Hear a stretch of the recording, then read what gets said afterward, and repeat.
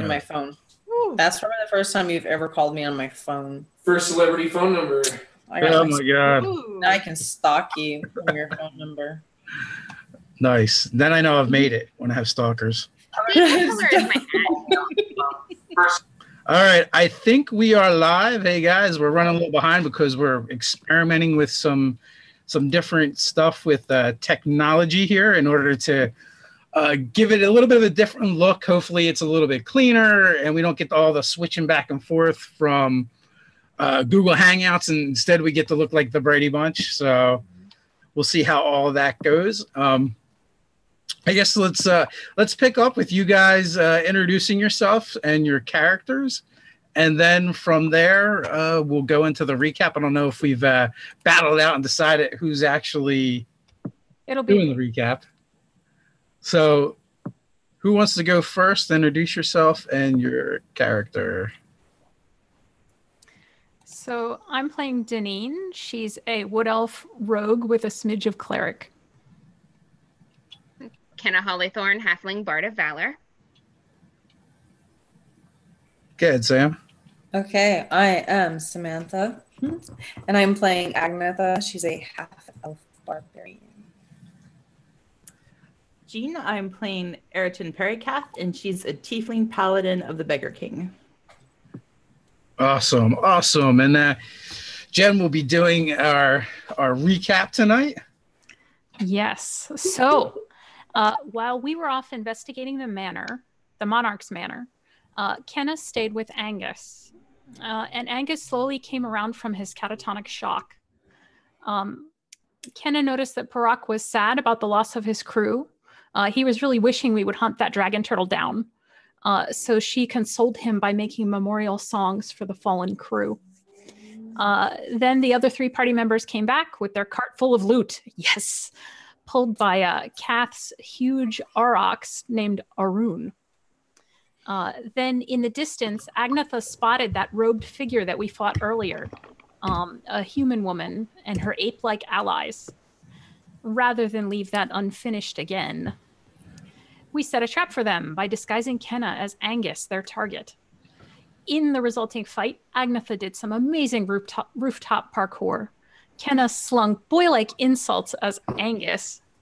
Kath laid waste with smites. The sorceress tossed Arun over a house at Agnetha. And finally, Deneen activated the magic of her husband's oath bow for the first time to finish off the robed woman. Nice. Finally, an opponent worthy. Well, for your wrath. When you absolutely, positively have to get someone murdered. After what she did to that kid, yeah. So with that, you guys find yourself all back on the ship and sailing south back towards Gryphongaffe, away from the wreckage of this village. Pretty much behind you is nothing but sorrow and tragedy. With the one bright spot being whatever vile thing that the woman was trying to do, you've shut down, you've thoroughly investigated and put down any troubles that were at the plantation that the monarch had been inhabiting. And you do have Agnes with you, safe and sound, and hopefully he'll be able to leave this stuff all behind him. Hopefully. The rest of the trek down river goes uneventful. You guys arrive back at Gryphongaffe. Parak says farewell, as does his crew to you guys, both with admiration and gratitude for saving the ship and the rest of them, but also with heavy hearts as they lost some of their crew. And it's clear that Parak is kind of taking it pretty hard and blames himself for the loss of life. So what is it you ladies would like to do now? Oh, we need to get Agnes settled in. Angus. We need to get Angus settled in. He's like the beef, not the... Yeah. So, do you want me to... I mean, while Alarian's at work at the spa, Fane has a tutor / babysitter that takes care of her. Do you want me to try and make her one I plus? don't know. I'm not like gross or anything. That would probably be a good idea. Okay, and they go over, and she goes over to play with your relatives often enough too. So I'll. Yeah, I'm sure that Lala Midge wouldn't mind another kid running around. Yeah, between Even those if it's two, a I very think tall one. I think he'll be okay. Yeah. We're not all your typical settle down and have kids for Lala Midge, unfortunately. She's gonna have a grandchild now. Yeah, Kath is fine with you people handling the little urchin person. Oh, Cat. Yeah, we'll figure out if he needs anything more permanent or formal. But that ought to be okay for now. I gotta talk to Valerian at some point. By the way. Yeah, by the way, I brought this kid home. We don't want to watch it, so. I'm actually quite sure that the caravan won't even matter. I'm sure this is not the first stray we've taken in. Right. Although they're going to be like, why are you bringing this, adult, this full-grown person here? Oh, he's a human child. I think between them and Fane, he'll Mm-hmm. have a lot of people. Yeah, the halflings are very tribal and clannish the way they are. These particular ones anyway. So that's definitely not a problem at all. Fane probably has spent a lot of time there herself, playing with the other halfling children. That's what I figure. She's a little taller than them, but she gets along with them, I'm sure. So, did you guys spend any time sitting with Agnes while he sleeps? Yes. Yeah, I mean, wasn't it a couple weeks down? Manner. Well, it's just a couple days, but in that time, I'm gonna say most likely it's either gonna be Deneen or Kenna would have probably noticed why he was sleeping, just like really subtle things, but strange, like maybe like a cup sliding 6 inches or something like floating and then falling. Oh. Perhaps we had a private conversation about that and shared our. Yep. Yeah. Yep. Yeah, I wonder if that has always been the case, and that might be why they targeted him to start with. Like he's had an ability, or if it's. Well, I've already cast Dispel Magic on him, so if it was like an added effect that could be erased, I think that might have helped in that case. So this is either was natural or is now permanent through that. I'm willing to bet that this is why he was targeted in the first place. Yeah, I mean, there must have been a reason it was that particular kid to start with, but it might have been enhanced even. We don't know. He's some kind of sorcerer. You guys definitely know that he was powering that machine device, right? Whatever you want to call it, because it was like all lit up like a Christmas tree, and you guys came upon it. But then as soon as he got pulled out, like all the lights went out. Oh. We'll figure it out. Kaylin, I'm just joking. Agnetha. Well, hopefully he's young enough that he hasn't made a pact with something like a warlock would. You don't. He's like 10. Is that can that happen against your will? I mean, even if he did, he wouldn't have known what he was doing. It's not consent if you're 10 years old. I'm just saying. Well, if I had known that I could, I would have by the time I was 10. Yeah, but that wouldn't have been your fault. Somebody would have been tricking you into something like that when Some you're of us 10. are a little more chaotic. I mean, you do, but in that case, it's the demon's fault. I'm like... I blame demons too. Smash cut to fantasy sequence of tiny little 10-year-old Kath like doing a crazy psychic montage like the Firestarter preview. He's like made a little doll. It's just like stabbing you. It's like, hey. Just letting you guys know, nothing seems to actually kind of really happen. And it's always just like really brief, and it never seems to really happen when he's awake. You don't know Okay. any of that. All right. Well, wherever he ends up sleeping, if he ends up sleeping in our spot, I may need to mention this as something not to worry about, just a little oddity. Yeah, that's it. Make sure you snuff the lanterns and candles just in case. Right. Don't leave any glasses on the end table, like a glass of water. Make sure it's a wooden cup, little things. But other than that, you have like no problem settling Agnes back in. He seems to be. It seems the more you get him around other children, he seems to kind of come out of his shell. Yeah, Deneen has been really worried about him, so she'd be making sure to make super friendly with him and make sure he feels, safe. Essentially, that's the most important thing as far as she's concerned. Yeah, we're all really concerned about him, I would imagine. That'd be a rough thing to go through. Kill him. She's watching him, like not trusting him all the way. She's sort of like protecting him and like making sure that she's watching him. And protecting from him at the same time.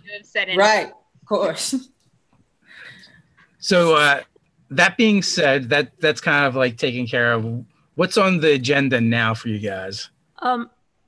Before we head off to do whatever errands, Deneen's I'm gonna want to fill in Alarian about just what's been going on with this kid, and also I want to touch base with him because this is the first time I activated that oath bow, and even though it was really powerful, it had that weird like cold, angry feeling, and I want to make sure it doesn't like hurt him or anything. I'm a little worried. Well, he actually, when you say that, he looks a little guilty, and it is just one of the one of the side effects of the Winter Fae. But you're all right. It's not like using up your life or your soul or anything, as far as you know. You feel he's okay fine. now? He's just got a bunch more wrinkles and some gray hairs. No, What? No. He's like, no, that when you draw on the power of the bow, it connects you to the power of the Winter Court, which can be cold and vengeful and full of wrath. Okay. And that is what you felt. I did feel that. I just want to make sure it doesn't hurt you. That's all. It only hurts me knowing that you had to use it.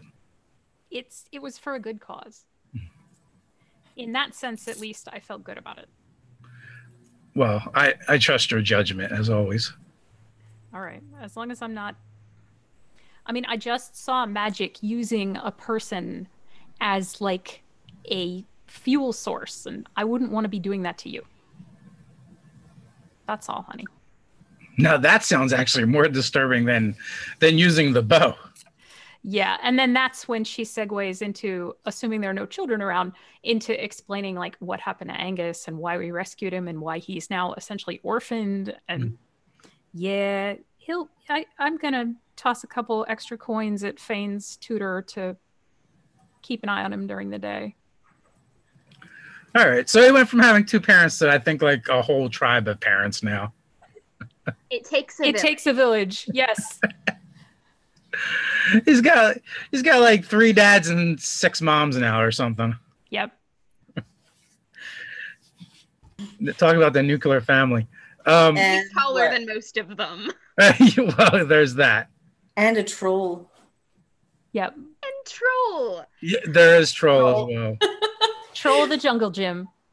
Yeah, he did find Troll a bit intimidating in the beginning. For anyone just joining us, Troll is the name of the ogre that the halflings kind of bought.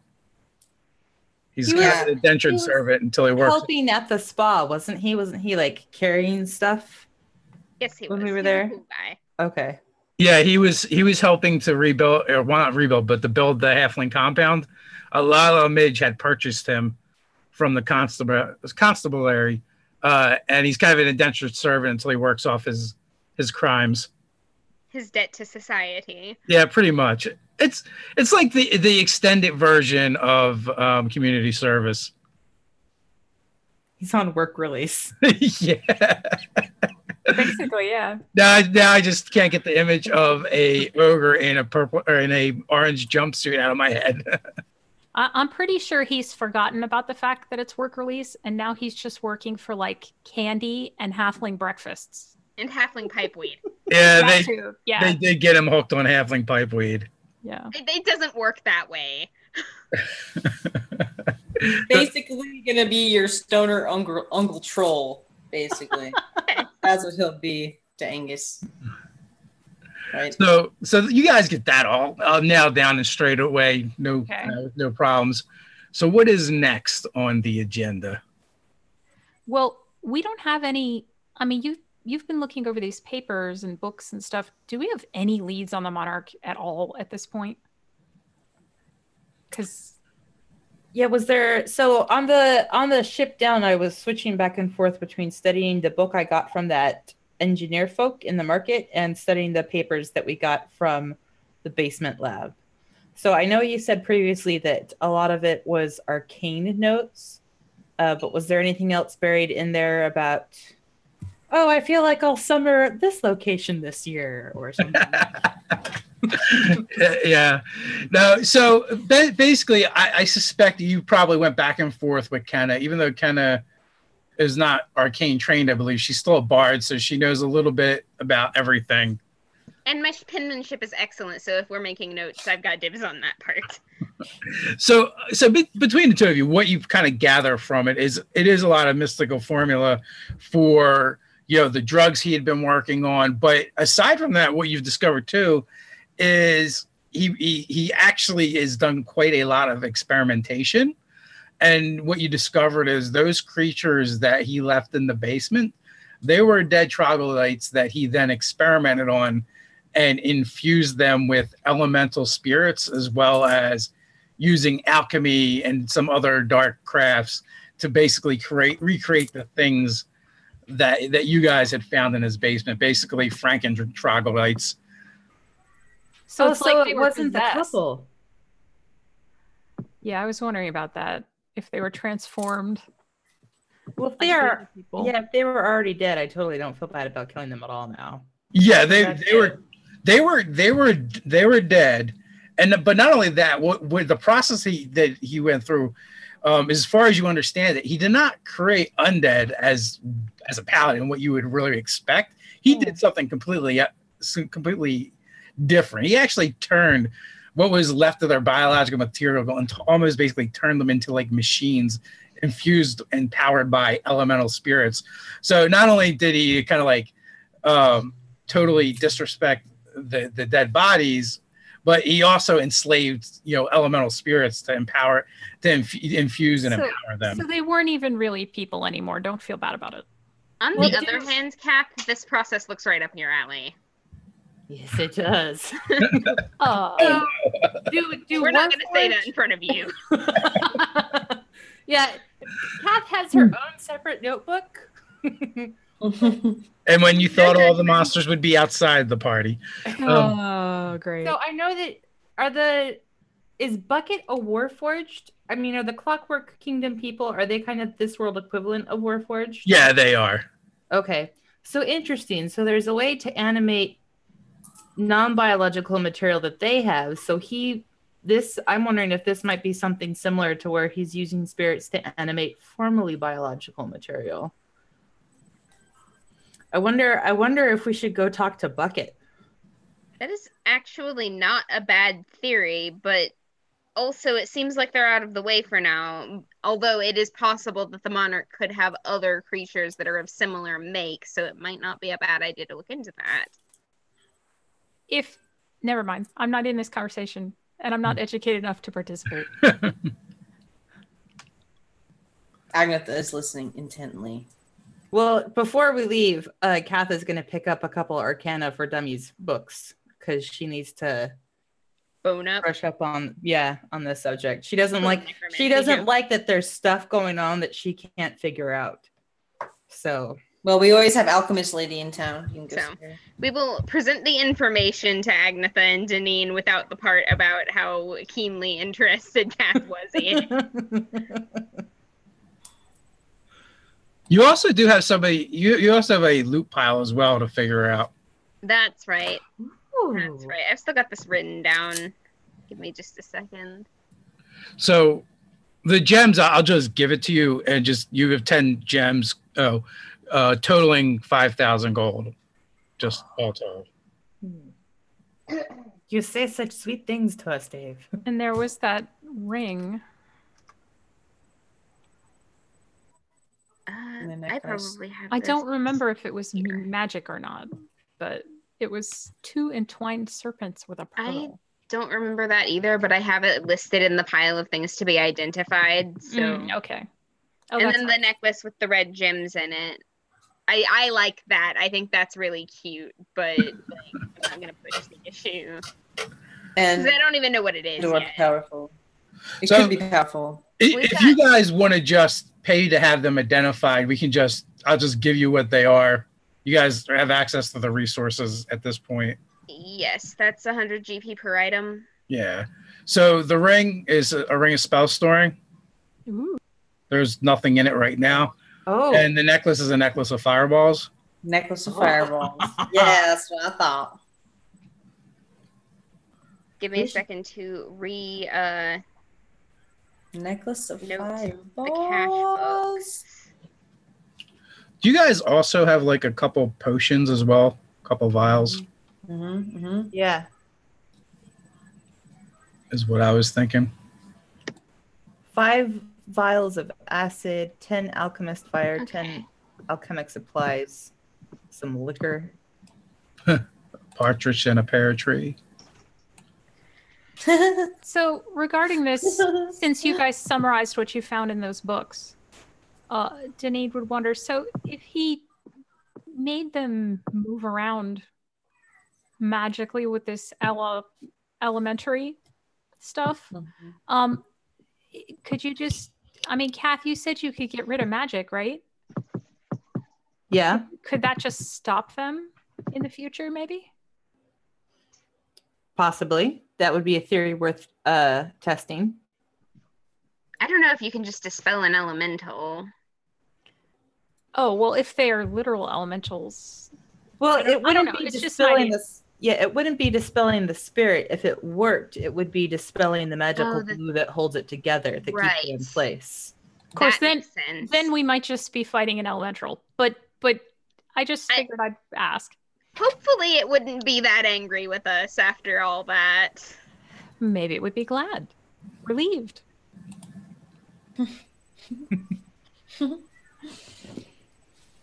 Just an idea for the future. If this comes up again, which I'm sure it won't. What are the chances? Yeah, this is totes all behind us. Yep. Right? Yep. No reason to have all this documentation. Okay.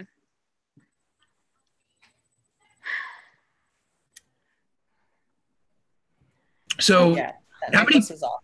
how many potions did you guys have? 2 is sticking in my head, but I don't know if that's I have accurate. 2 vials that actually have stuff in them, and then an empty vial. 5 Okay. vials of acid, 10 alchemist fire. and All right, so you have a potion, an oil. One of them is oil of slipperiness, Ooh. Mhm. and the other is a potion of heroism. Got it.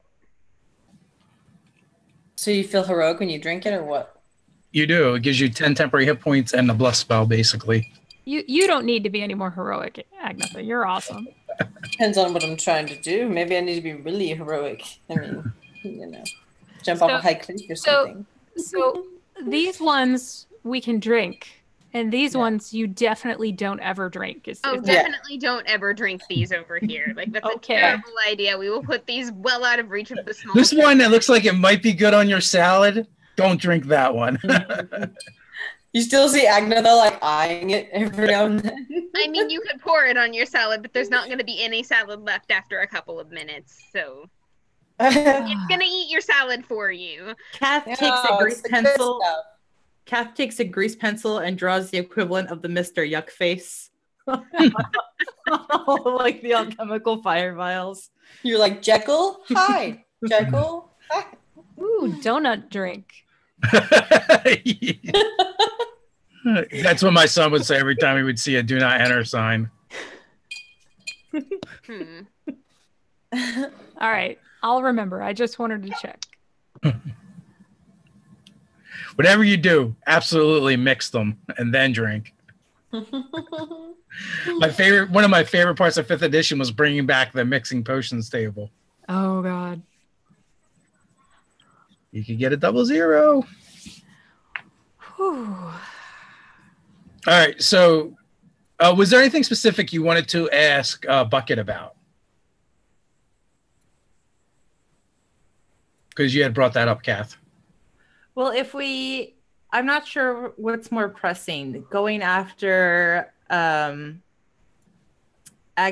non-friend Oh right. and trying to save him, or following up on this. I don't know what's more pressing, but if we do talk to Bucket, I just go over what we think of, the process that we think we found. We might show him copies of the notes, not the originals, but copies. And say, is this similar to a process used among your people? Do you think that's where he might have gotten the idea, or some of the procedures he used? So when you ask him about it, he informs you this is nothing like what his people did, and actually, what he tells you that there are these creatures that would use magic to create these constructs, and then dissect them and merge them with humanoids and other creatures against our will, and create this like collective hive mind. And the way that their emperor, the Clockwork King, actually devised to defeat these foes, or at least keep them from subjugating his people and taking away their free will, was that their souls were transported from their organic bodies into these clockwork constructs. Oh, so they were former kind of slaves, and they were freed by this transference to another construct? It was actually done preemptively, so they couldn't be enslaved by the Vargarians and become part of their horde. And also another thing that was happening at the time that their lord was aware of was they were going to be banished from this realm. And in order to also help prevent that as well, he transferred them into these, and it kept them safe from this Vargarian threat. And actually, I think you guys have heard about these guys a little bit in town. Maybe Sam, Agnetha, Kenna, and Deneen. Oh, absolutely. This is the definition of an interesting story. Well, it all sounds sort of familiar, like almost like we've been hearing amongst the rumors of troglodytes of these other things happening. Yeah, that is exactly it. There was another group that went to basically blow up one of their temples to keep more of them coming here. Actually, the pregnant orc, I think, told you part of the tale. I think it was her boyfriend. She said that was going with the group. Right, and that was like while she was telling us about the sheep. Yes. Mm-hmm. Okay. But the gist you get from like as long as you're willing to listen to story, is that these are completely different than the creatures that you faced, and the magics and the way they went about creating them is very vastly different. Okay. Right. And like even in the notes, it talks about the spirit, the elemental spirits always being angry and enraged at being imprisoned. And there's like a sidebar where like the monarch's like, eh. Oh. There's so many weird things going on here in this place. There's like loads of magic and mystery. You think it might be some kind of power nexus? Well, there's all these portals and everything. I mean, Yeah, there's gotta be more. We didn't have so much of this magical blood cults BS up in Ryler. Or down in Ryler. That's for sure. Like small town. We just had normal scummy criminals. Yeah, Small shitty towns. people aren't so you bad could deal after with. all. Like Bellini was the weirdest thing up there, and he wasn't all that weird. So compared to all this, so. Right, he was just kind of a charlatan and a crook. Oh, speaking of weird magic, Agnetha, now that you have your memory back, your cousins are probably still in town. I'm sure they would be happy to know you remember them now. Yeah, interesting. Because you didn't see them before we left, as far as I know. No. We were just telling Harak about him. So, yeah. Just I a kind of suggestion. left town. Yeah, so that would be something that Agnetha has thought about a lot. She's just like sort of overwhelmed by it all. She's like, I don't really, I haven't decided what I'll do yet, but that's interesting. Maybe. So there was about a dozen of them, and 2 of them were actually like blood relative cousins. The rest of them, they were just your kinsfolk. Oh. And also, like, they were probably ones that kind of argued with you that you should have accepted the betrothal. So some of them were Magdalene's buddies, and a couple of them were her actual cousins. Well, right. So people on his side basically wanting to align, join families for the commonwealth and the common good of tribes, probably.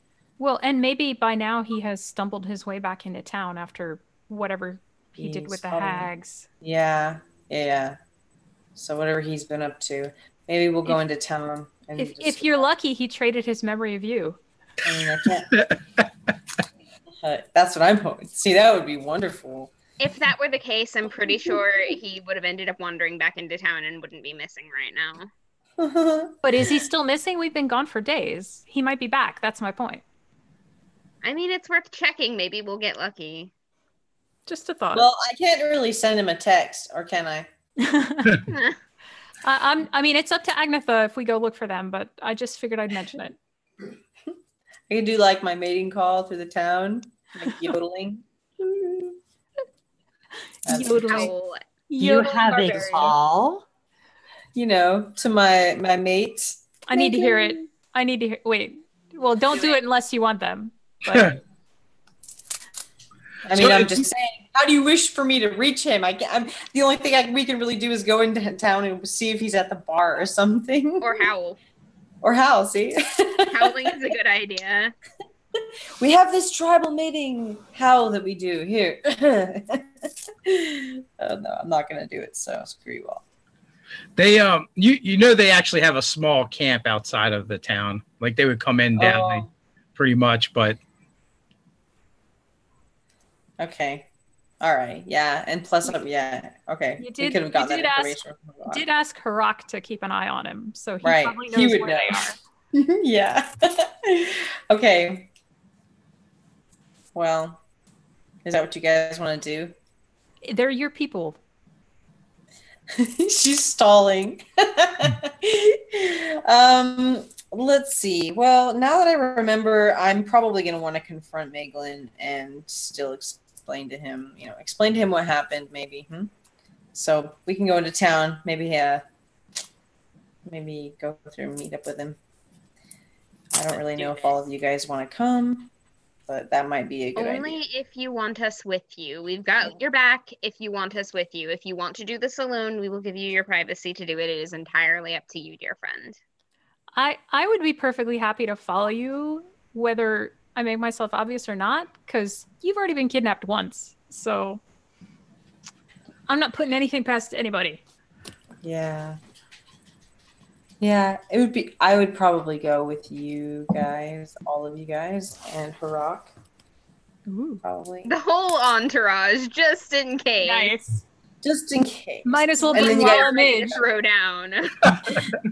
Bring Midge. Meet me needs to behind be the school. Meet me at the bars, fools. Okay. So they've actually erected kind of a hall outside of town where they've been staying. Well, basically, it's essentially made from lashed wood and then animal hides over top of it. So it's not a permanent structure, but it takes a little bit of time. It's semi-permanent. So like a long-house. Yeah, basically like a long-house. Oh my god. And and the first thing that you kind of spot in the distance is the smoke wafting up through the air. It's kind of getting a little chillier than normal, or not than normal, but it's that time of the year. It's just past harvest, so the temperature's dropped. It's not as nice as it's been. Things are starting to change colors, and looking as you come upon the structure, it probably invokes memories of home. These structures were fairly common, even when your tribe would meet with other tribes, it would happen on neutral ground, and they would erect like these impromptu villages for everyone to be on neutral ground and not so neither side had the advantage of home territory. And they would have either arbitrations, weddings, festivals, or sometimes wars would break out this way. But either way, it probably invokes memories of your homeland. Okay, so so she's gonna walk up to this place and realize that they've been here for a minute, and she's gonna sort of maybe invite you all to come with her and perhaps go in and see if we can all sit down and do it civilly and talk civilly and things like that, just to not have any sort of unnecessary fighting or anything like that, resentment start up. So she's going to approach and just sort of make her presence known. Okay, so one of the things that seems a little bit odd is there's no watch.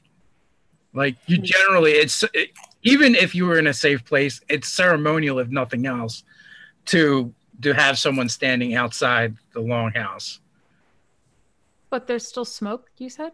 Yeah, there's smoke wafting up through the center, and you might even notice a little bit of singeing on the outside of the longhouse. Yeah, that's going to be really strange to her, so she's going to sort of be on guard about that, and tell you guys to all be keeping an eye out and keep a watch as we kind of slowly approach the door. Oh, time to hide then. That's my default. I am hiding. Okay, so I'm going to go up and just sort of knock open the door gently and softly and quietly as possible. Right behind you. So the outside is rather serene and is kind of a calm scene. The inside is the opposite. It looks like the inside of a slaughterhouse. and your kinsmen are just all strung up around the outer walls of this longhouse. There's a fire burning low in the center where the smoke is coming from. It's dark in here, but there's enough light coming off of what's left of the fire to barely illuminate a dark looming figure sitting in a large chair that's seems to be made of all lashed together saplings and it's almost like a wooden throne. Oh my god! And you see glinting off the fire on the one arm of the chair is an arm made of some kind of stone, and the other arm of the chair glinting is this.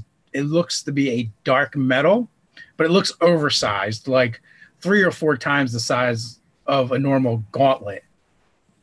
And the body seems to be all in shadow, except for the head, where there seems to be like an oversized, large bucket-like helm that you can see the last rays of fire kind of like glinting off of.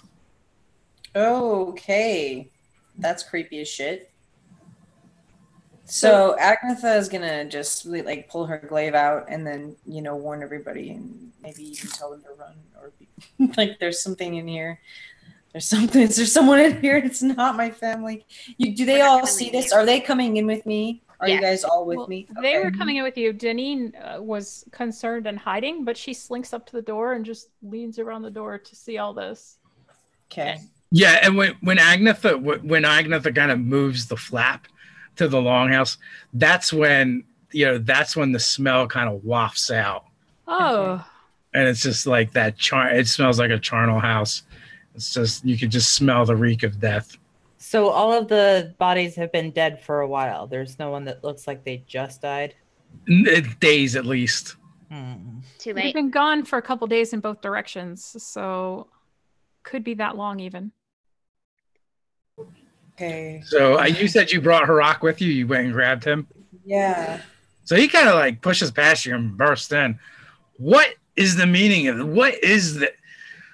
And you just see like the color kind of like drain from his face, and you see he's right now he's carrying a great spear, and you see the knuckles just go white, and they hear them begin to pop, and as his shoulders like begin to shake just ever so slightly.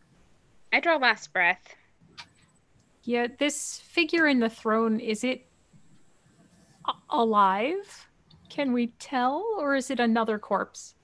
When Harak enters and you guys enter, the bucket-like helm kind of like lifts up a little bit, and you can see in the slits glowing an eerie green light. That's not good. And then a voice kind of like rattles out of it, kind of booming like thunder. You should not have come here. GTFO out of there. Like, we should probably get out of there. It could be a trap, the house itself, or he has us surrounded. I mean, we should all be on our guard for other beasts of house. You know who's responsible for this, Agnetha. Oh my god. You should have taken your gift and been happy with it and left it at that. So the figure stands, and he's easily, 7 feet tall. His body just seems bloated with muscles. He takes a step forward.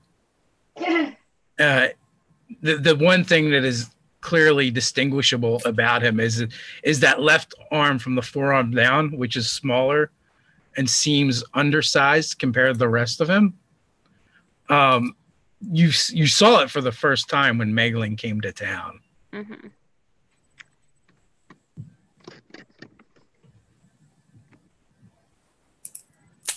What is this? So this is the withered arm that Agnetha broke originally. Agnetha. This is actually him? Yes, you get the impression it is. It's So what's left of him after the hags got their hands on him, I would imagine. And that oversized gauntlet looks like it's just fused to his arm on the other side. What the hell? Like the So metal something- just kind of like blends right into the flesh. Almost like something dark gave him great like power, and he's like bigger now. Yeah, he's nearly twice the size he was before when you last encountered him, and Crazy. easily a head taller. What the hell? Okay. This isn't Magdalene So- anymore. Agnetha's gonna shout like, "What do you want? What happened to you?" I serve the hags now. Oh, hell no. They I'm own hiding. me. The What do you hags? What are you talking about? You serve the hags. And he raises that right arm up, and then makes a fist, and you can see wrapped around each one of his fingers is like it looks like a large iron band. And as he begins to speak, through fire and might, there will be done. And you see like these little runes like kind of explode onto those rings in fire, and 5 pillars of flame erupt on the other side of the fire pit. As these figures, they look like they're made out of metal and fire. They other than that, they kind of look like dwarves appear. Can we run to the river? We're inside a building, let's and get they're out of this between us and our cave. exit. No, they're you could exit easily. Dave, can we we run just to the came in the river? map, so let's not go into the building that's about to burn down. No. But Let's get out of this place like as soon as possible. what about him? Are we fighting or are we running? He made his choice. We can't just leave him like this. Agatha, what do you want to do? What are you talking about? I'm ready to kill this mofo. Okay, I'm with you. All right. Yeah, I mean, like I said, I remember him fully now. This last So not time- only does my crazy self hate him, but I in real life with myself hate him. And I came there to either make peace or kick his ass, but now it looks like my decision's been made up for me. All right. By the light of El Even, I'm blessing you three. Yes. Time to really kick his ass this time. You're getting really good at this priest stuff. I said his name right I'm this gonna break time. your arm again, fool. And now that you serve those hags, I'm gonna do it to your legs and then to your neck. And then I'm gonna run back and like, get out of here, you guys. Let's get outside. We probably shouldn't be inside the house if we're gonna fight him. Word. All right, so I guess give me initiative. 6. 20. 12. 16.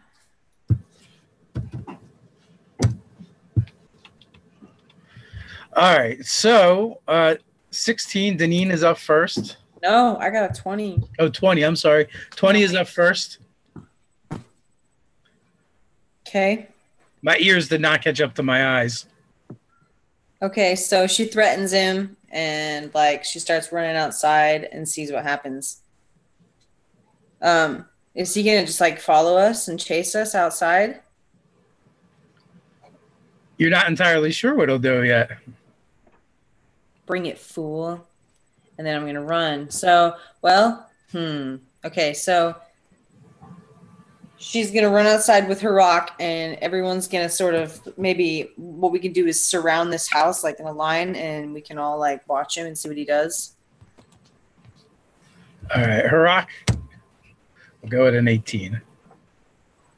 Okay. So he goes next, sees what you're doing, and sees that Kenna is a little bit flat-footed. So he kind of just scoops you up on his way by.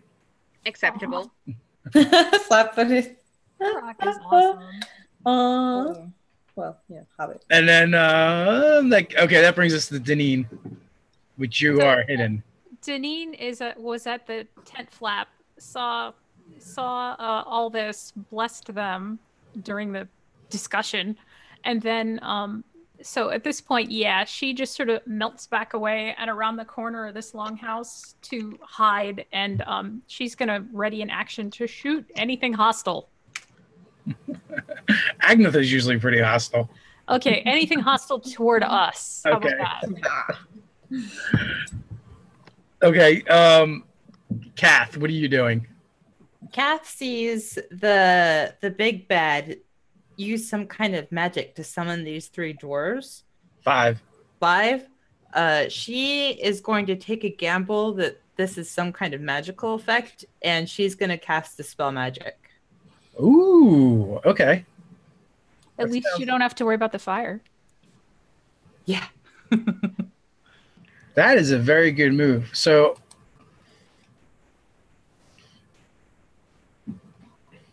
are you going to have to make a caster check for that, or is he got to make a caster check?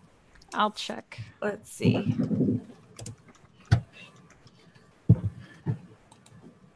That's what I'm kind of looking at now.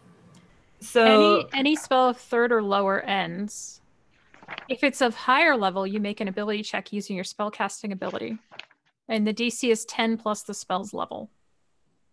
and Okay. it's a 3rd level spell. So as long as it's under a 3rd level spell, okay. And what level are you casting at? 3rd. Okay.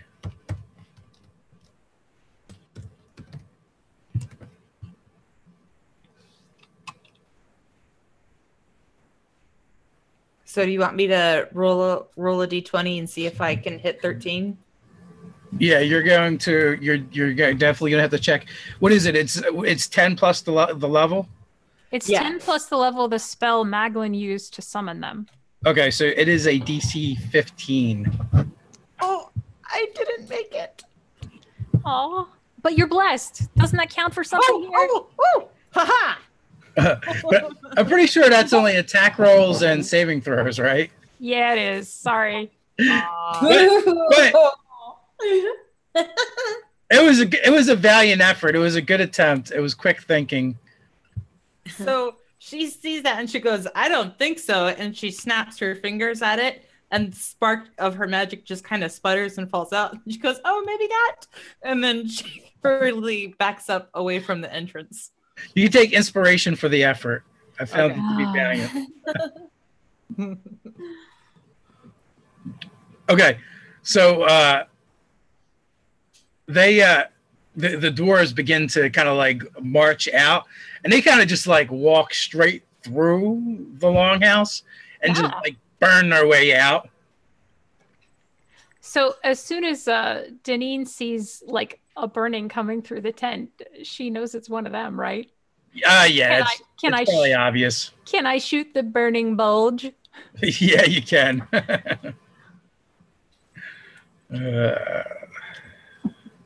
If you think you can handle the burning bulge, go for it. That sounds like an STD.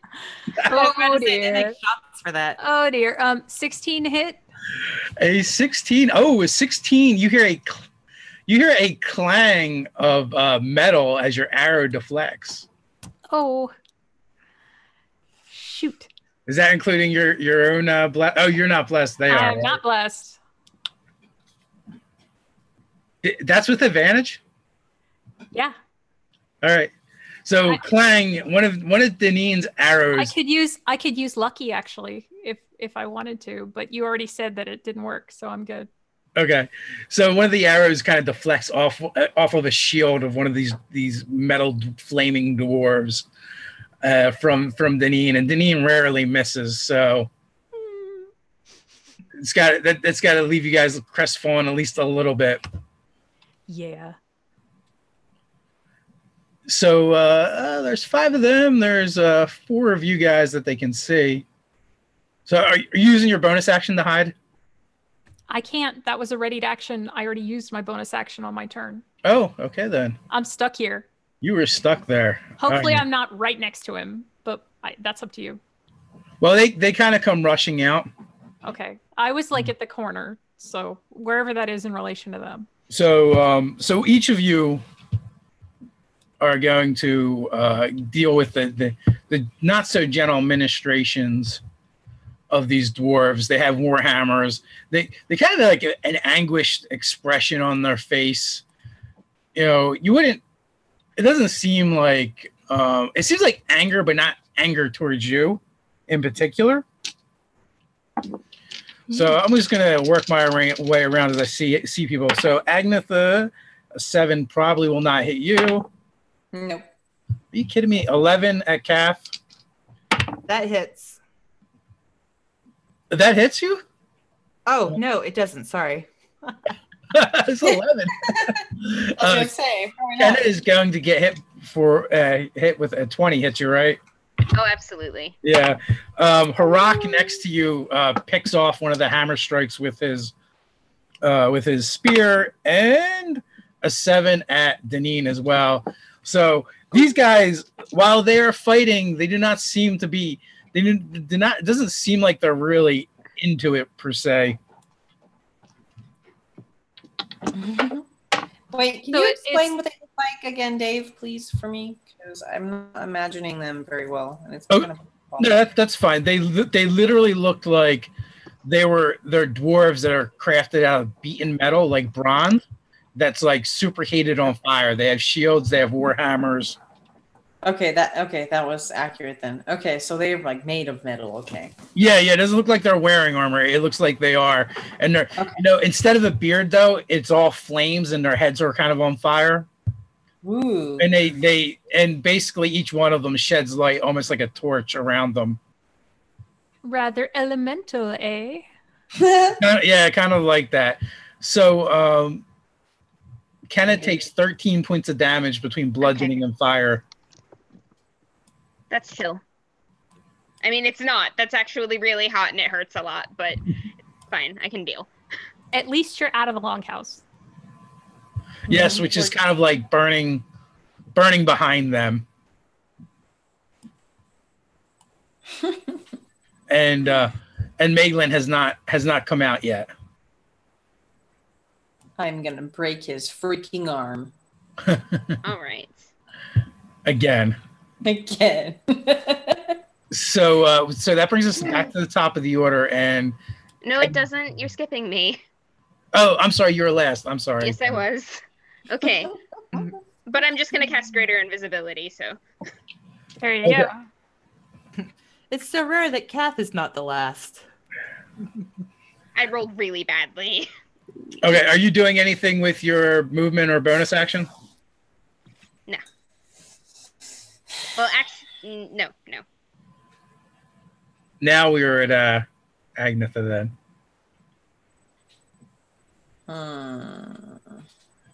We should throw acid on them and see what that does. To metal? Maybe not. Don't we have vials of acid or something like that? We do. Okay. I would advise against the fire. I could entrap them in my thorns and then put acid on those. I think you're like one day shy of being able to use your wall of thorns again. What? It's been a week. It would probably burn also. It would. They'd like chomp through them.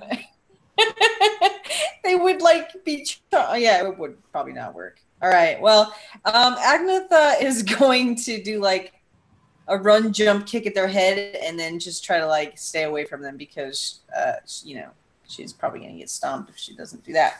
So I'm going to do a dexterity check probably is what I'm going to need to do that. I want to like run and like try to jump up and like kick the guy in the head, like use my glaive if I can, but it's probably not going to do anything against metal. So it'll probably do more than your foot. Oh, you know what I mean? Like, okay, so they're coming out of this, like, this like tent house or whatever you call it, the lodge, like a lodge kind of. Your glaive's also magic now, so it is also magically sharp. Oh, so it's magically sharp too? Yeah. Slice and dice. Oh, that's right. It doesn't just have that power. It's like awesome. You've got the touch. You've got the power. Okay. I am going to rage attack these guys then and see what that does. Okay. And I'm going to use my Great Weapon Master. Okay. So just remember you have bless, so you get an extra die 4 on the roll. Ooh, awesome. Okay, so 15. 15 gets deflected off of his shield. All right. So can I just... You get a second attack. Oh, that's right. Thank you. Oh, 8. That's not so good. That was an 8. So basically, between his shield and his warhammer, these are skilled warriors, and they just deflect your weapons. So can I like jump away from them then, and like maybe climb up on top of this like? I don't know. Can I climb up this building or? You can, but it's on fire. It is on fire? Yeah, they just got to burn their way out of it. But you can move away from them. You do have your movement, and you're using, you are using a glaive, so you can. Well, you would have been engaged with one of them, so one of them will swing at you. Okay, that's fair enough. If that's what you want to do, but you could take high ground somewhere if you wanted to. You can jump up on the longhouse. It's on fire, but there's parts of it that aren't, and there's also like trees and stuff around if you wanted to jump on a tree. I'll jump up on a tree. That way I have more advantage for my next attack if I get. Okay. All right. You totally do that. As you do, a warhammer comes crashing into your side for 12 points of damage. Okay. But you're raging, so you only take half of that. Right. Awesome. All right. So Agnetha is in a tree. Deneen is up, I believe. So Deneen is assuming that these things are basically controlled by Maglin or whatever he is now. Yes. So but one of them is right in her face right now. So she's going to abandon that one, risking an attack of opportunity. Okay. 13? No. So she dodges away and continues around the longhouse. Considering it's made of skins, essentially, she's looking for a little opening that she can use so that she can shoot Maglin inside the longhouse. And then he won't see her out here. I will allow you to interact with an object to make to slice it. But other than that, you can't actually. There's no. It's sealed up pretty good. Well, I will. Then I'll slice it using my use an object bonus action, and I will shoot with my main action. Yep, absolutely. All right. 26 to hit. Oh, that absolutely hits. How about 30? Is that good for you, Maglin? 30 damage? Yeah. Bam.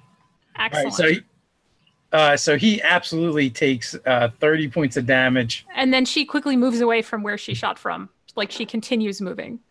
Okay. Just to be less obvious. Yes, kick his butt. I'm good with kickings of the butts. Off to the side, Harak is now going toe to toe with one of these metal dwarves, and between his heavy long spear and the warhammer and shield, sparks are flying, grunts are happening. Kath, you're up. All right. I'm gonna try Dispel Magic one more time on these things. Right. I'm gonna go. Come on, Madam Mim hit come ass. on. No, that was worse. Well, before you tell me what you rolled, you do have inspiration if you choose to use it. Oh, I do. Ha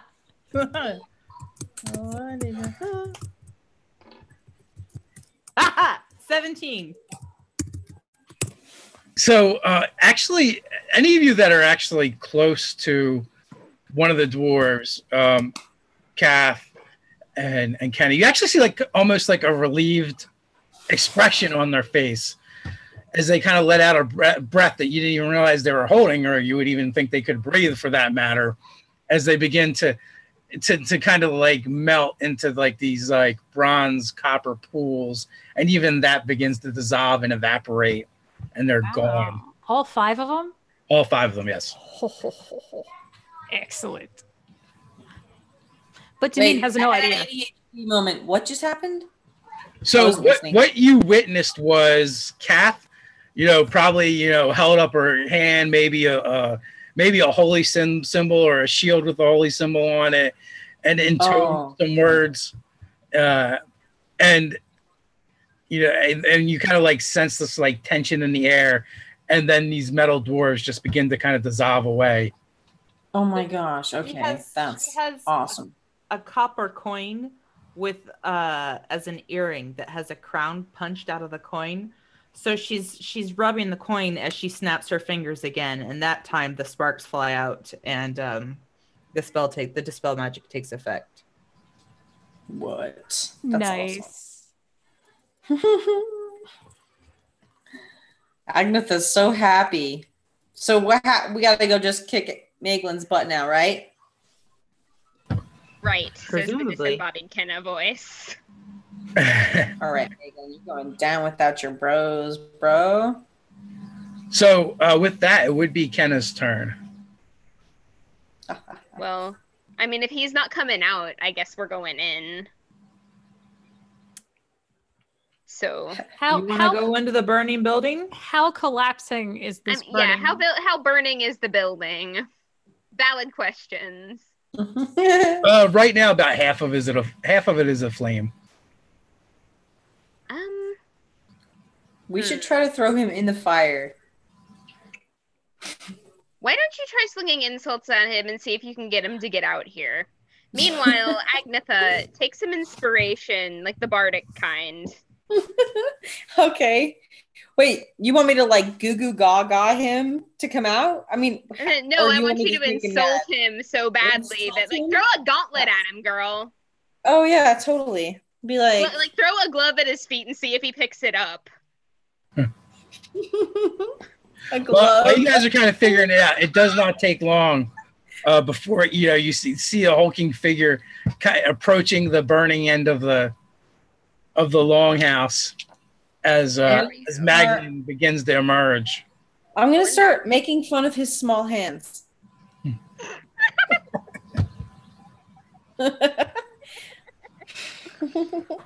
So my bride to be, we do this once again. I see. Bride to be my ass. I don't know what to say. Well, you're up. It's your turn. Okay. And Yeah, so he's just walking there. He's and heading towards you. I'll be like, "Look, you'll never have this," and then I'll moon him and throw a dagger at him. That's a trick shot. When mooning people. Yeah, because mooning is already my specialty, so I might as well do it to the man that can never touch it. Ha ha! Thanks. All right.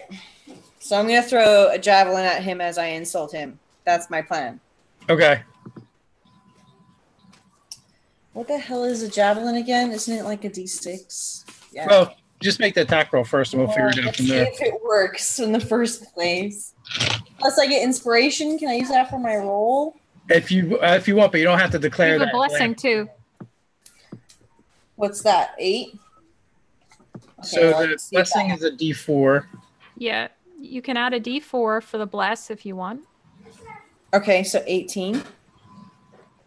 So that thunks right into his chest. Yeah. Okay. So I think it is a die 6. Yeah, it's 1d6 for javelin. Yeah, for 12 damage. All right. So he's taking. Can I Raise add anything to that? I should have thrown with more might or something, but I did. Oh well. I was- don't think you have that feat. So that's actually one of your attacks. You still have another attack, and you still have your movement and bonus action. Oh, that's right. Okay, so Did you? so I'm gonna jump to another corner, and then I'm going to continue to insult him. What was that? I was just gonna say you're blessed. Remember. Right. Yep. So what is that? Plus what? It's just a plus. It's a 1d4. D4. So Every the one of D4. these attacks gets the extra D4. The extra D4. Okay, awesome. So yeah, she'll just continually, mock him and moon him. all right, make an athletics check. Okay. You get advantage because you're raging. Okay. 22. All right, you're fine. You're moving around the branches and through the trees like a squirrel, pretty much. Like a squirrel? Okay. And so she's just like, Agatha's kind of like mocking him, but she's also really mad. She's like, "How could you?" And she's gonna throw. Well, how far away am I from him? I'm just mocking him, trying to get him to. Well, is he inside still, the longhouse? Right? he And stepped I'm out. trying to get him to come out. He stepped What was out. that? He stepped out. He stepped out. Okay. So, I would like to just throw another javelin at him. Okay. And try to distract him from my friends so that they can try to, throw, shoot him. All right. or do whatever they Well, want. what did you get? So, what did you get on the attack roll? 11. 11. That actually it hits and like bounces off. He like Okay. Was that with the D4? Yeah. Or does it I matter? got a 1. Aw. I got 1 on my D4. It was and sad. he takes a running leap towards the tree that you're on, and he does his own like parkour move where the tree next to it, he kind of like runs up it and then jumps towards you. Ooh. Oh. And he slams into you Give me an athletics check. Okay. Ooh. You have advantage on this check because you're raging. 15. That's better. Oh, plus my. Can I use my plus my 4? Nope. Yeah, you would whatever your athletics your athletics is. I already added that. Okay, so that's my total. Okay, so he gets a 21 and just scoops you into a bear hug. He's really hungry for affection. and just bowls you out of the tree. And you guys fall 10 feet to the ground, and you'll each take a die 6. Yeah, barbarian style. So you each take a point of damage. That's how we do it in the woods. And, well, that's good because he's kind of like now straddling you. And then, he raises up that big fist. Kinky. She's not scared. She's just mocking him still as he's wrestling her to the ground. And does a 14 hit you? Sucker! No. So you're able to get your hands up and just block both times as he's trying to pummel you. Can I be laughing at the same time? Oh, you can. You absolutely can. All right. For Agnetha, laughing is a free action. So that brings us to Deneen next. So she heard him talking to them, or to Agnetha in the front of the tent, so she knows he's coming out. Which means even though this half of the tent is not on fire, Deneen comes around the corner. She hides and comes around the corner so she can try and get a shot on him. Okay. That is her entirety of her plan. Let's shoot him in the back of the head as he's sitting on Agnetha. Oh, 26 to hit. Yeah. Bam, right in the back of the head, right in that big bucket helmet. Oh, wait. No, that was my previous roll. 25 to hit, but yes. It still hits. And also now that he's like out in the light of day, that helmet almost looks like it's welded to him. It's like he's got no neck. And it's just like seems to meld with the flesh. So between this gauntlet fused to his arm and this thing fused to him, he's like a strange hybrid monster. Ooh. Yeah, kind of. Yeah, so 25 damage on him. Oh yeah, you totally rock him with that shot. But instead of looking satisfied, she's just sort of frowning at these observations. And then she ducks back behind the corner. So she's got cover. Because it's kind of horrible what has happened to him. And even if he asked for it. Literally asked for it. Yeah, apparently. Kath, you're up. I'm gonna come take a few swings at him with Pigpen. Named weapons are the best weapons. Ooh, the first one totally misses. Oh, I crit. And I'm gonna dump a smite since I'm critting. There is no better time to smite. 24 plus 8 is 32 on just with the hammer. And then do I want to do my level 3 smite? My last level 3? Okay. It's my last level 3. Worth it. Oh. For an additional 42 points, and if he's an undead or fiend, he takes an additional 4 on top of that. He is neither of those. Okay, so 32 plus 42 is 74. 74. Wow, that's a lot. So after I miss the first time, I kind of do like a little batter up wiggle, and then I just swing again on the upswing and crack him up the head, and there's the poof of rust when I hit him. I actually need to use a calculator now because this is a lot of damage that he's taking. You said 74? Yes. Does the helmet make like a ringing sound like boom? It totally does. And like his head is shaking like in a cartoon. When you hit him with it, and oh my gosh, yes. You know that radiant smite infused attack cracks the back of his helmet, and like just like this like black ichor is like sloughing out, and you can see it like this fluorescent like green slick in it. All right, nobody die because I can't revivify you if you do. Note taken. Oh, well, there you go. Well, Can never have too much revivify. All right, Kat, you going to What? Okay, cool. So, gonna get up on the side opposite where Kath is, gonna stay low while she's swinging, and then I'm gonna come up like with a stab to the spot where she was hitting with her hammer a minute ago, just to make it worse. That's a 19 plus 7. So yes. How do you finish him? Oh, I don't want to finish him. I want Agnetha to get the final blow. I just want to do enough damage that she definitely can on her turn. True. That is actually not possible. What is it? I said that's actually not possible. Oh. Did she use subdual damage? She can knock him out. What? You can. I would love that if you could just do some damage and then let me finish him. Yeah, that's I mean, like that's what I want to do. Like to subdue as opposed to can I just hit him with the flat of my blade instead? Oh, you can hurt him as much as you can, right? Without killing him. He's not going to be conscious. I can just tell you that much. Oh, then we can just have our fun then. Whoa. Okay. Not like that. Not like that. I mean, like being unconscious is not consent. Insulting. That would be 13 subdual damage, and then I'm gonna step aside and I'm gonna be like, Agnetha, have at him. All right. So he kind of like slumps and falls to the side.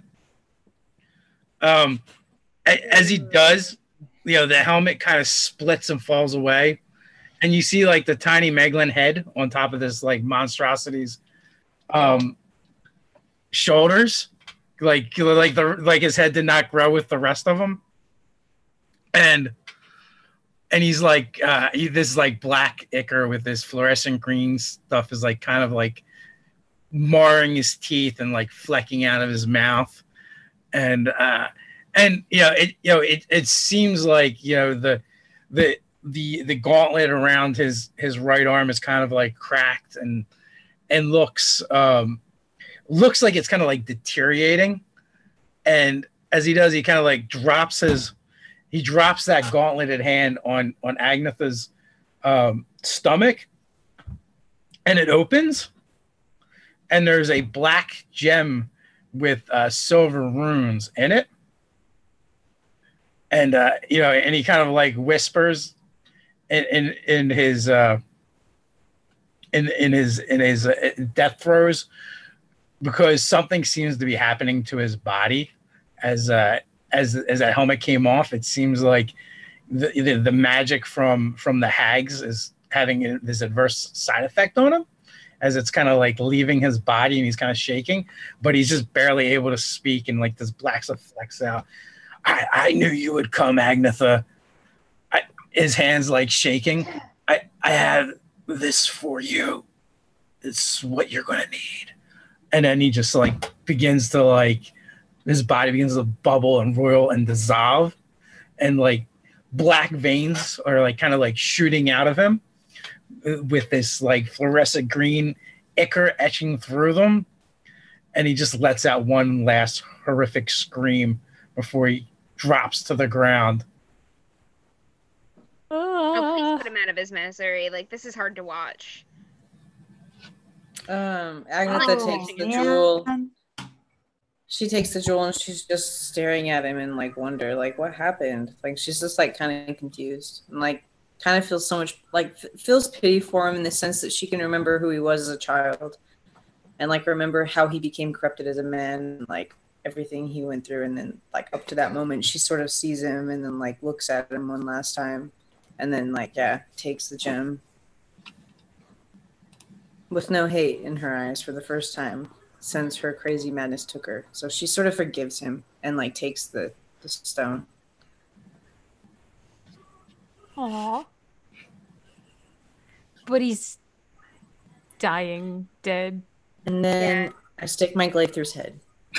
Yeah. That's what I was looking for. So right as she's doing that, Kath is saying, I wonder if maybe we should keep him alive and I can try remove curse. And then like her lamp goes through the head. She's like, we're not, whatever. You know what? Maybe we should. I'm having second thoughts, you guys. Maybe I should have married him, you know? No, honey, no. This was how it needed to end. It's all right. Let's just railroad the story. Come on. No, Just let's completely just switch it around. go Right get now. some mimosas. You're right. Maybe we should have a drink. It's been a while. Isn't like your whole tribe dead and dying like right there? No, Like, they're dead. They are dead, and like this is their pyre. We will. Yep. create the Oh, necessary- respectful we'll take pyre. the Yes. This is a respectful pyre. I'm gonna try to say some words again on Elaven's behalf.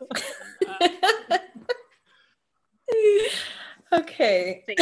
No, really. But Background. seriously, Deneen will say, at least some of them came to town to try and help Agnetha, and however it happened exactly, they did, and they paid their lives for it. So Agnetha will, however, go up to the building, the longhouse, get on her knees, and start weeping because now she finally remembers everything, and her people are dead, and she starts just sobbing. oh, arm, shoulder, arm. Just Arm, shoulder, pat arm. between the shoulder blades. Make it a very lovely service, and eventually we will go bring word to the rest of your clan. That'll happen in due time. But take For your time sure. to mourn first, of course. Yeah, she remembers. So she knows who those people were, and she's kind of like, she's sad about it. So she's like angry too, and she wants to know what happened. And she's like, we need to figure this out. Like, who did this and why did this happen? It's the clones. He said it. Well, yeah, the crones, but why though? Like, Because Why- he went why to them this? to What get is your this? memories back. That's why you remember things. He probably went and said something stupid like, I'll do anything. And then they made him their slave to try and take us out because they know we're after them. Men tend to do stupid things like that when they're in love. Or wanting to control someone, yes. No, yes, that Their those form two of are not love, mutually you know. exclusive concepts. Let's not call it in love here. No offense, Magdalene, she says toward the respectful pyre. Again, those two are not mutually exclusive concepts. You can actually be in love with someone and trying to control them. It's not healthy, but it's possible. Let's say obsession. wait, what? Don't worry about it. Let's not get into this discussion right now. Okay. The point is, if they actually sent him to try and take us out, which is apparently what he was for here, then that means they know we're after them. Well, there's the other thing that you kind of uncovered about hags in general is they're just cruel and they like to corrupt mortals. Right. So they definitely corrupted him. So maybe- sending him against someone that he loves would have probably been Right. So between your Entertaining. tribe here and then you all, this is all part of the maximizing suffering, apparently. But that being said, he did get you that gem, which you don't know what that does yet. Yeah, maybe that's we can put that in the flower until we figure that out. That flower is going to be the most evil flower. I know. Well, it's No, separate someday flower. something is going to be baked from that flower, Devil's food cake. and it's going to Oh, then no. start granting warlock packs. Oh, Yes. dude, There. like somebody is gonna make a wedding cake out of that flower, and then all of the guests end up cursed, and that's the drama in that. It'll be join the dark side. We have cookies. These cookies. These cookies. Yes. Okay. So yeah. What is this? This didn't have to happen this way. She's just mad. I'm gonna hug her. I'm just full on hug you, cause my dude. Just need It's gonna be all right. I need I know. stocking and bubble bath. Can I? I know. Come on, we will go have a bath and Oh yeah, sorry. Kath hasn't experienced this part of the sisterhood. That's true. That's all Oh, I'm yeah. wanting. Is it so much to ask for sake and bubble bath? Yeah, this is the thing. this is why we opened a bathhouse. We kind of like baths. We take them frequently. It's gonna happen. through everything Wait. that we wanted. The spa has been coming along. Is perhaps at least one of the baths functional yet? Because we could totally break in the spa. It needs to be something we do before we die, you guys. This is my life. Give me a percentile roll. Oh, okay. 76. She What wrote is better it? than I did. So. 76. 76. Yes, there's definitely one Okay. that is Agatha, up and we have that one tub that's working right now. Let's go break it This in. is a special occasion. We need to break it in. It's the big tub. We're good. well, it's not even tub. It's really a small swimming pool than a tub. Excellent. Even better. You know, it's not, Location, So baby. it's like in Europe when they have like mineral springs that people Yes. go to. yeah. Like Oh. I imagine there's going to be like one really big one, and then there will be several private ones of different sizes. So it's like a steaming pool. Oh, it's like a Turkish bath. It's Yes. your own Hanan. Yes. Excellent. It's basically like crystals and cob. It's amazing. Onsen episode. It is. So yeah, so you're basically able to get in there and you know get the water drawn. It's going to take like a couple hours to get it ready, but you're able to do it. It's worth it. You It's guys totally made me worth a bath. Yep. That's awesome. Or better yet, I'm going to say actually your husband's been reading your notes from your Ooh. adventures, Yes. and it probably mentions something like that. And when he looks at you and sees that you've had a hard day, he's probably like, I got a surprise, and it tells you to get your friends. Oh, I was thinking since he does so much wood carving that he has carved little illustrations of our adventures in like the molding and stuff. Oh, that's really cool. Well, you know what? And that would make sense that was the first one he saw completed. Oh, look at this. Alarian, you're awesome. She'll give him a big dip kiss. Mwah. He looks a little apologetic towards Kath because you weren't with the band when they had been when they had been working on all this. He's like, we can work some stuff in and add it. Later phase. Does Kath know that he's your husband yet? I don't think she Oh, does. She I don't pointed think him we've out had when- this. Yeah, you have. No, she It was on pointed him camera. out as hot eye candy, and she said she Oh, hired him yes. for his looks. Oh, But she yes. has I not remember mentioned now. this yet. She So just when he says that, Kath says, if that's the price for inclusion, I think I'm good remaining anonymous. Oh, and it just occurred to me. I said that Danine's gonna try and dip kiss him, but she has 8 strength, so I'm pretty sure they end up on the floor. Or in the water. Whatever works. In the water, absolutely. In the water. Hot. Oh, that's a good look for you. When I write your ballad, that is going to feature in it. For the first time looking around, he does look a little flustered and intimidated. Sorry, I shouldn't be harassing you at work like this, young man. Because he is younger than me. So I'll let him out. And belatedly registering Kath's comment, she says, I have something to explain to you later when there's less workers around. Maybe once we get the bath going. Oh, really? Are we going to talk about that? Because I have questions. Sure. Depends on the questions.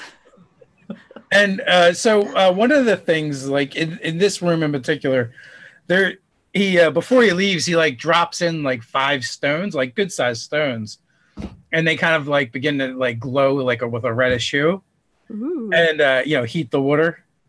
Oh, nice. And I have a really serious question for you, Dave. I'm going to order delivery food and wine. Oh, What is your serious question, Sam? do I get to see Harak without his shirt on? Oh, no. Hey, he's with us. He is with us, right? Did he come with us? You've already gripped those rippling abs in the All right. past So, for your Griffin ride. Part of the night. so he makes some like excuse to beeline out of here. This would be a little inappropriate, I think. Maybe You're right. that's right I about just when wasn't Deneen calls the crying bath. and drinking. Probably a bad night. We're morally obligated to tease you about it, though. Okay. So this will be girls' night, and you can have a separate tub visit with Harak some other night. I just figured he'd like Just- more ladies. I mean, captive guard and all. So, all right. Well, anyways, My poor that was my NPCs. serious. So once this bath gets ready, and we all get settled in, Deneen will say to Kath, "So I've been joking around that I'm harassing that worker, but I'm secretly married to him. Oh. They're super Oh. cute. Really, that's my husband. We have a little Okay. girl. We have a little girl. She's adorable. Remember how I said Agnes? Oh no, now I'm doing it. Angus. You know how I said Angus can hang out with Fane? Fane's my kid, my daughter. Oh. I'll introduce you. Okay. There. Okay. I try to keep the whole Interesting. I try to keep the whole family thing on the down low because in my former line of work, you don't necessarily want to broadcast the fact that anybody really matters to you. Oh, sure, know. sure. I get that. No. And I like to separate business can from pleasure. empathize. So, yeah. Oh. No, trust me. I get it. So the shipping company that I sicked that dragon turtle on, my evil in-laws who subjected my husband Yeah, to you said it was your... I said it was my what? Uh-oh. I think Oh, we no. lost Jean. You said it was for your in-law. I put together... Oh. Oh, no. You're back. I hear you. You're back. Oh, okay. I said... I figured you were married because you mentioned in-laws, so I thought the Oh, wood carver okay. was just like, your side hustle. He's my side piece. No. That sounds so funny. I would like to song of rest. Why not both? Then it's like double dipping. But with the same guy. So at any rate. You don't dip very well. Excuse me. Oh, that's right. We did fall into the tub. Okay. Not that kind of dipping. It was a different kind of dip.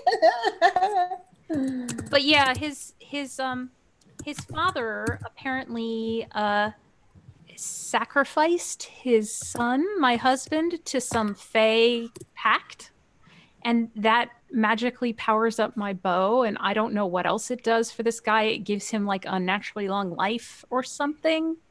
Mhm. So we're gonna have to figure that out later because my daughter will probably eventually fall under this as well. So, but first things first, Beth. At that point, we'll have pretty much like all the experience slaying Fae. So That's right.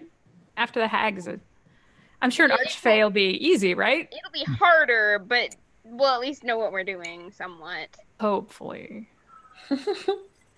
So yeah, So- got my violin out and I'm like playing. So Agnetha is While gonna we're thank you talking. guys.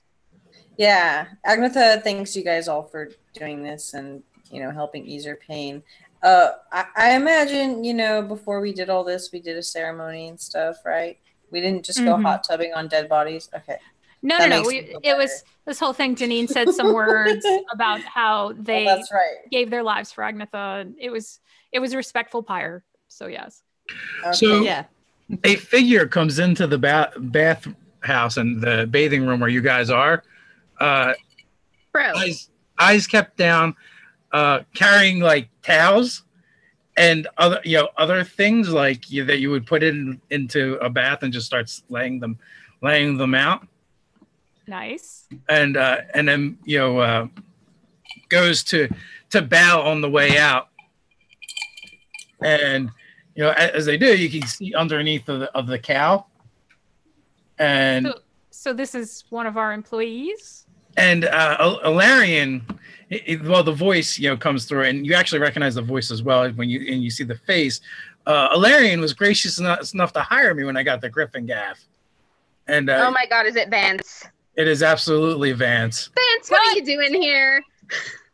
Deneen stands up like all indignant, and then she splooshes back down to the water. He doesn't really seem phased because elves don't really care about that stuff. They're kind of like whatever. Other All elves, right, maybe. Yeah. I mean, Who he's is here. Vance? What are we gonna do about it now? Who is Vance? Vance, I'm impressed you made it all the way here without dying. How about He's that? an elven scholar. He ended up dying of paper cuts, and then I brought him back to life, and now he thinks he owes me something, but he doesn't. He's the one from that elven fortress, right? Yes.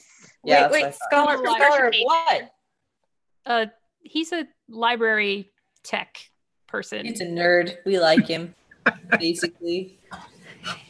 He's our favorite nerd. Well, Vance, thank you very much. You're a very determined boy. That's what you man. think, Andrew. Man, that looks like a boy because did he's you- an elf.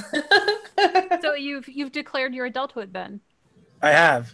and you told your family about that, of course, as planned. Oh yeah, my father did not take it well at all. But you did say it, so they know. Oh. So it's technically legit. And they're not gonna come after us. No, but I think I need a new surname. Yeah, that's the thing. That'll happen. It's real easy. Just pick some other part of your name, and no one will know. It works great for me. So, for anyone in the chat who's watching, Vance, they met him when they visited Carthagena, and like they said, they kind of like I would say they saved his life, but he died and they brought him back. Yeah, we got him killed and saved him. So it kind of works out. It's a wash, but he wants to be an adventurer, and he's made that clear. It's an ambiguous relationship. So essentially, I think he's like an adventurer groupie now. He's a roadie. Yeah, he's a roadie, and he's made it away, and he's made his way onto your payroll without you even knowing. Well, I respect Denise. that. Yeah, I'm a little impressed. He made it here, Well, Vance, working at a spa is a much better job than adventuring. So this is a smart move for you. Oh no, this is just a temporary move to get me settled in here. I still plan on adventuring. Okay. No, man, you No, probably I shouldn't mean- do that. This Really, is a good city so- for it, though, to be fair. Yeah, There's it lots of is. stuff going on. Lots of things to learn. I'll introduce you to Sheena. I think you'd like her. Sheena, that's who we need to go visit. That's her name, Uh. Sheena. I never remember it, but I like her. I'm not sure how much I trust Sheena, considering everything. Sheena is an alchemist. guess that's true. Genius. We should go to her. I mean, for I did engineering keep stuff. that glassware for her, but they kind of have their hooks in her pretty deep, and the But last that's person- not her fault, and we're definitely going to save her. I didn't say She's it was really her fault. I didn't say it was her fault. I'm just saying. Look what they did to Maglin.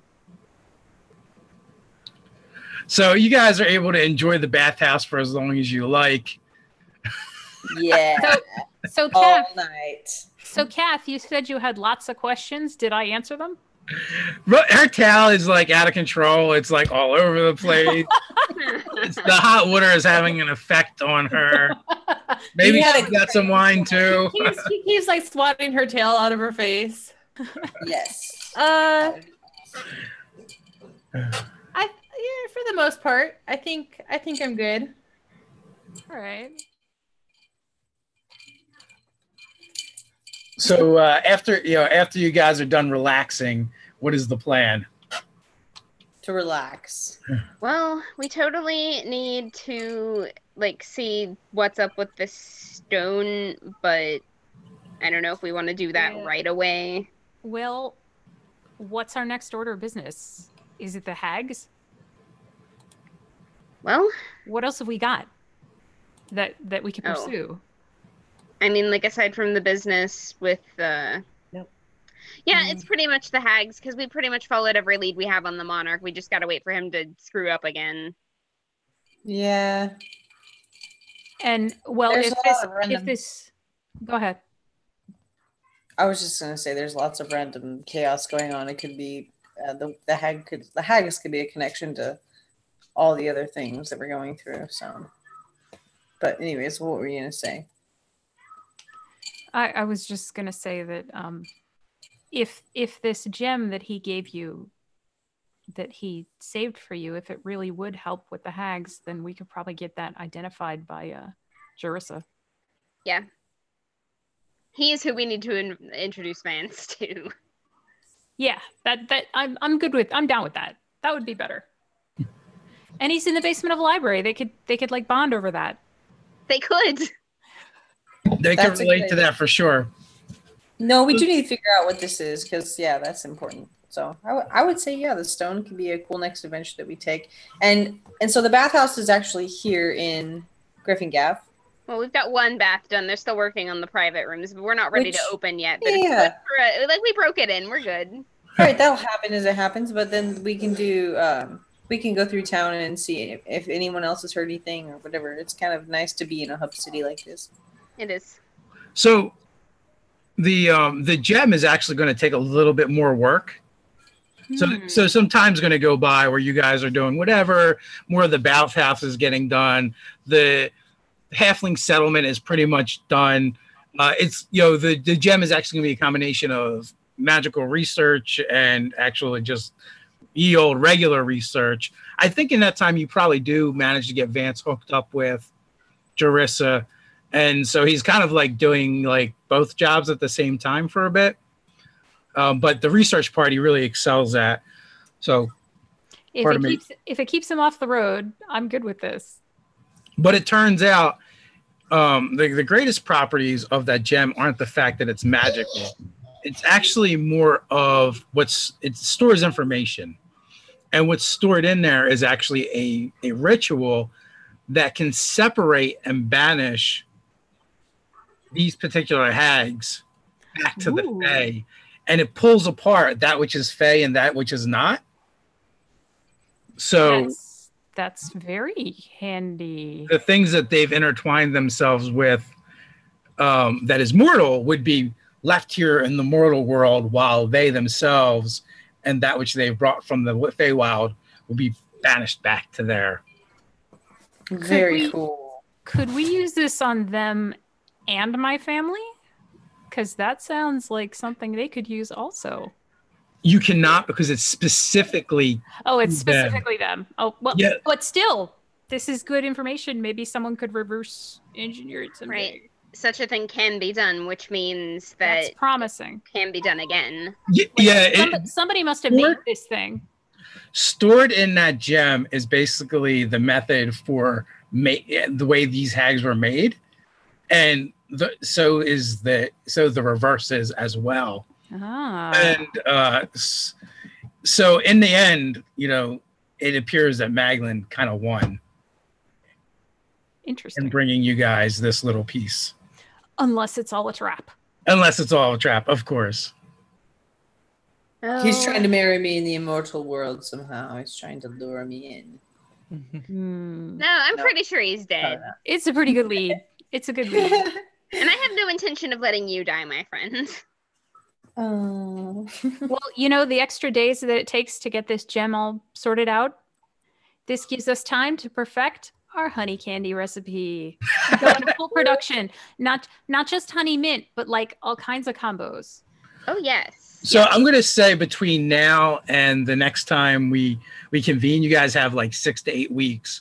So if there's stuff you guys want to do in your downtime, you can kind of come up with a list of things that you could be working on. If you think I'm not going to abuse that, you are so wrong. We're going to spend a lot of money in Gryphongaffe, basically.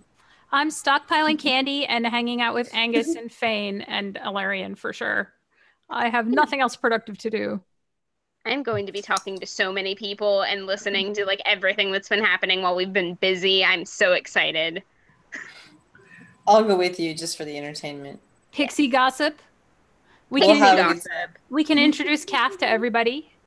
Yes, that's important. We can do all the volunteering at the temple.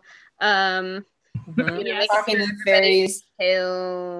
Yes, I will also volunteer at the temple with Kenna for sure, because Deneen wants to know a little more than just how to pronounce her god's name.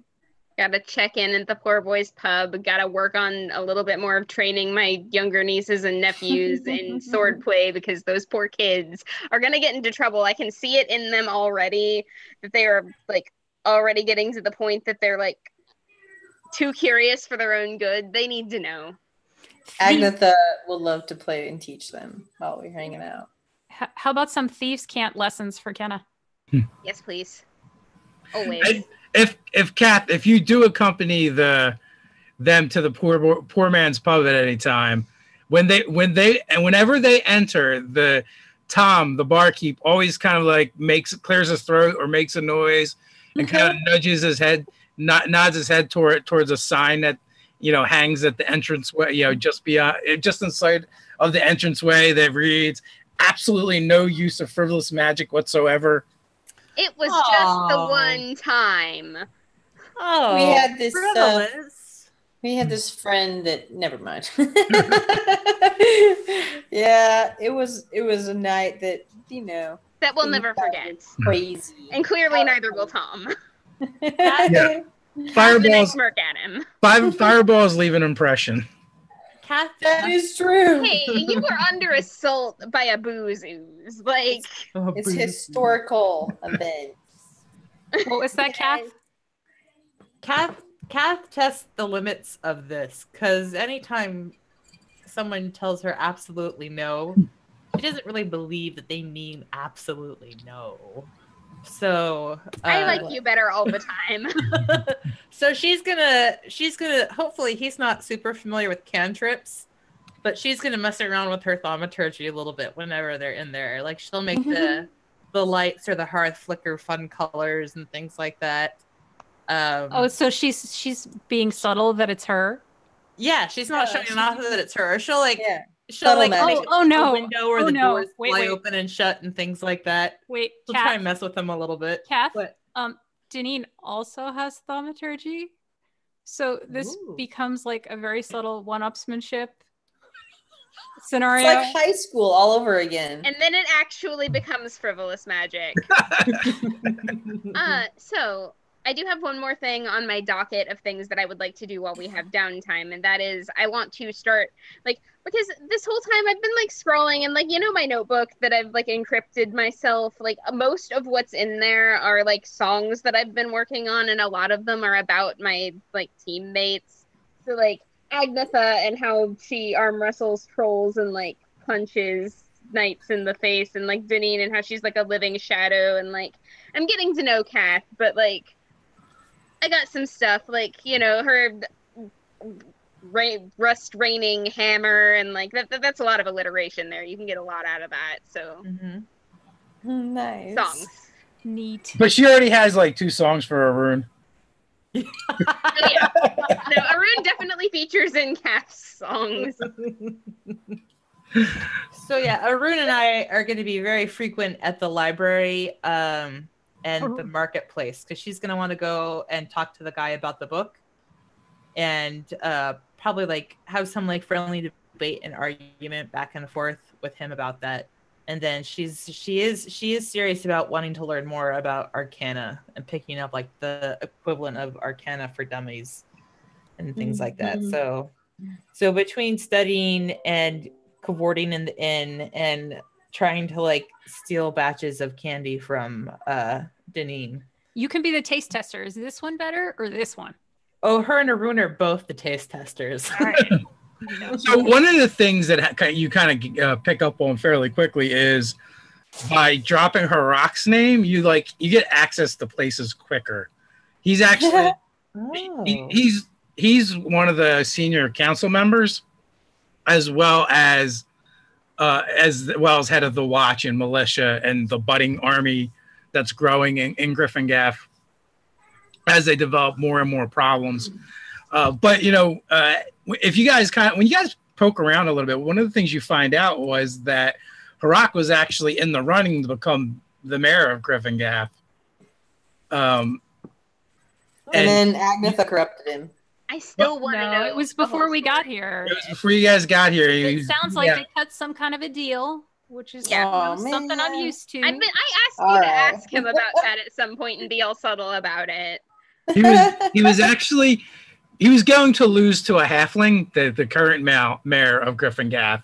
So before he could lose, the halfling's political party offered him a deal if he threw his support behind them that would put him on the council as well as in charge of the Gryphongaffe militia, military watch, whatever you want to call it.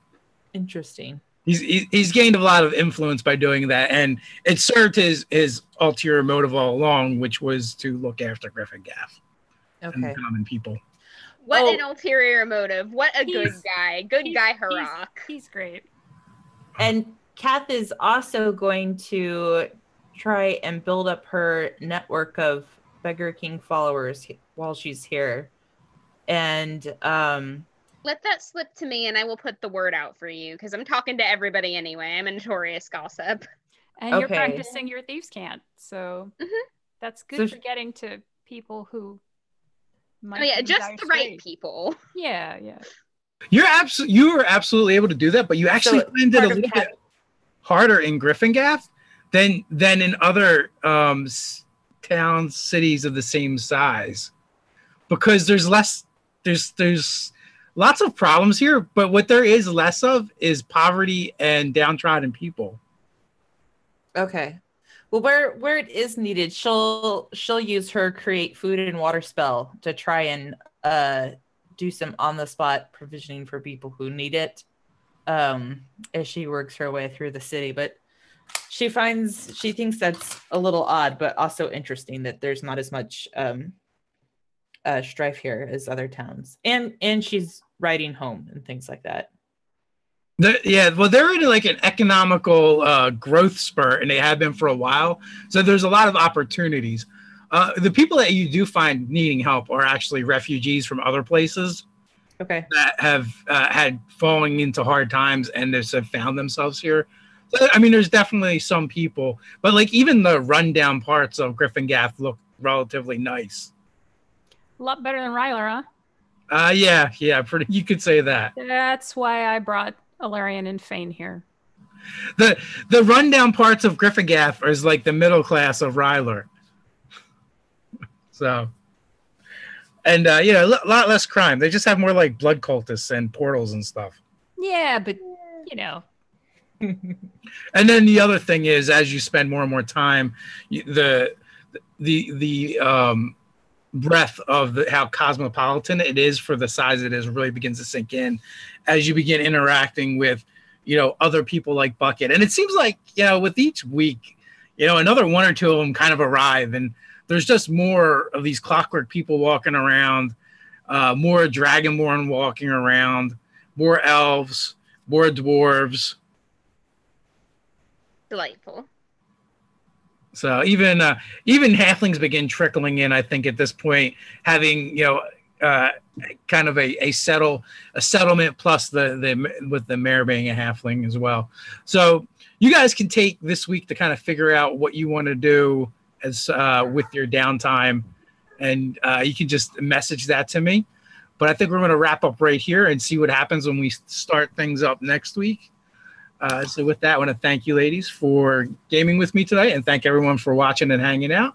So until next time, guys, stay nerdy. Stay nerdy. Stay nerdy. Stay nerdy.